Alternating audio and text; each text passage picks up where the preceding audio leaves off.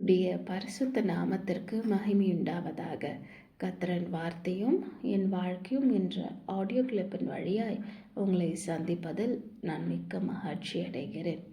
நாம் அநேக முறை ஃபுட் பிரிண்ட்ஸ் இன் தி சாண்ட் என்கிற ஒரு கவிதையை நம்ம அநேக முறை வாசித்திருக்கக்கூடும். அந்த வாசகத்தில் கவிதையில் என்ன எழுதியிருக்குன்னா, ஒரு மனுஷன் கடற்கரை ஓரமாக நடந்து போய் கொண்டிருந்தானாம். அவன் யோசித்தானாம், நாம் கடந்து வந்த பாதைகள் எப்படியா இருந்திருக்கும் என்று சொல்லி அதை பின்தொடர்ந்து பார்க்கும் பொழுது பின்தொடர்ந்து பார்த்து கொண்டே வந்தானாம். அவன் நடந்து வந்த கடற்கரை பாதைகளில் சில இடங்களில் இரண்டு இரண்டு பேருடைய கால் தடம் பதிந்திருந்ததாம். சில இடங்களில் ஒருத்தருடைய கால் தடம் மாத்திரம் பதிர்ந்திருந்ததாம். அப்பொழுது அந்த மனிதன் ஏசப்பாவிடம் கேட்டானாம், ஆண்டவரே, இந்த இடத்திலெல்லாம் நீர் என்னோடு வந்திருக்கிறீர், 2 கால் தடம் இருக்கிறது, எனக்கு உறுதியான நம்பிக்கை, இந்த சமயத்திலெல்லாம் நீர் என்னோடு இருந்திருக்கிறீர். ஆனால் இந்த கடினமான சமயத்தில் நான் வரும்பொழுது ஒருவருடைய கால் தடம் மாத்திரம் காணப்படுகிறதே, அது யாருடைய கால் தடம்? ஏன் நீ அந்த பாதையில் என்னோடு கூட வரவில்லை என்று அந்த மனிதன் ஏசப்பாவிடம் கேட்டானாம். அப்பொழுது ஏசப்பா சொன்னாராம், அந்த கால் தடத்தை பார்க்கிறே, அது உன்னுடைய கால் தடம் அல்ல. அந்த கடினமான பாதையில் நான் உன்னை சுமந்து கொண்டு வந்தேன். நீர் பார்க்கிற கால் தடம் என்னுடைய கால் தடம். நீ கடினமான சூழ்நிலையில் சென்ற பொழுது நான் உன்னை சுமந்து கொண்டு வந்தேன். அதனால தான் ஒரே ஒருத்தருடைய கால் தடத்தை பார்க்க முடிகிறது என்று சொல்லி ஆண்டவர் கூறினாராம். அதைத்தான் வேதாகமத்தில் உபாகமம் 1ஆம் அதிகாரம் 31ஆம் வசனத்தில் பார்க்கிறோம். உபாகமம் 1:31.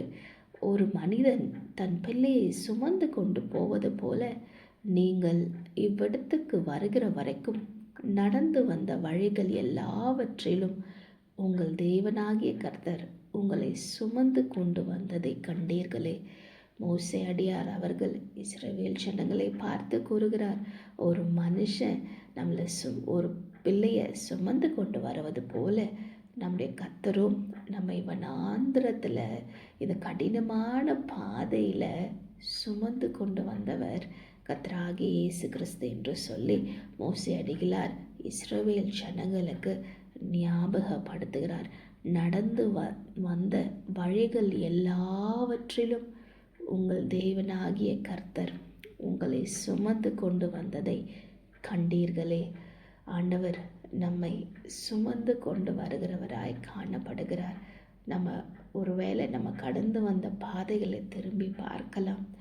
ஆண்டவர் கடினமான சூழ்நிலைகளில் கர்த்தர் நம்மோடு இருந்ததுனாலையும் கர்த்தர் நம்ம சுமந்ததுனால தான் அந்த பாதைகளை நம்மால் கடக்க முடிந்தது. தகப்பனை போல ஆண்டவர் நம்மை சுமந்து கொண்டு வழி நடத்தி வருகிறார். அதனால் கவலைப்படாதீங்க. என்ன நடக்கும், என்னமாய் முடியும் இந்த காரியம் என்று கவலைப்படாதீங்க. இதுவரை நடத்தினவர் இனியும் நம்மை கைவிட மாட்டார், இனியும் நம்மை நடத்துவார். நாம் ஜெபிப்போமா? அன்பின் ஆண்டவரே, இந்த காலை வேலைக்காக நன்றியோடு துதிக்கிறோம் ராஜா. இதுவரை நடத்தினீர், இதுவரை எங்களை சுமந்து கொண்டு வந்தீரப்பா, இனியும் எங்களை நடத்துவீர் ராஜா. யெகோவாய் இறைவாய் இருந்து எங்கள் தேவைகள் எல்லாவற்றையும் பார்த்து கொள்வீரப்பா. ஆண்டவரே, உம்மை ஸ்தோத்திரிக்கிறோம் ராஜா. கடந்து வந்த பாதைகளை திரும்பி பார்க்கிறோம் கர்த்தாவே, உமக்கு நாங்கள் நன்றிகளை செலுத்துகிறோம் ராஜா. ஆண்டவரே, இந்த நாளின் ஒவ்வொரு நிமிஷமும் ஒரு தகப்பனின் அன்பு எங்களுக்குள்ளாய் வெளிப்படட்டும் ராஜா. தகப்பன் சுமந்து வருவது போல எங்களை சுமக்கும்படியாய் நாங்கள் ஜெபிக்கிறோம் ராஜா. இந்த நாளின் ஒவ்வொரு நிமிஷமும் உங்கள் அன்புனால் எங்களை இடைக்கட்டி காத்து கொள்ளுங்க. இந்த ஜெபத்தை இயேசு கிறிஸ்துவின் மூலம் ஜெபிக்கிறோம் நல்ல பிதாவே, ஆமீன். கர்த்தர் தாமே இந்த வசனங்களை ஆசீர்வதிப்பாராக. ஆமீன்.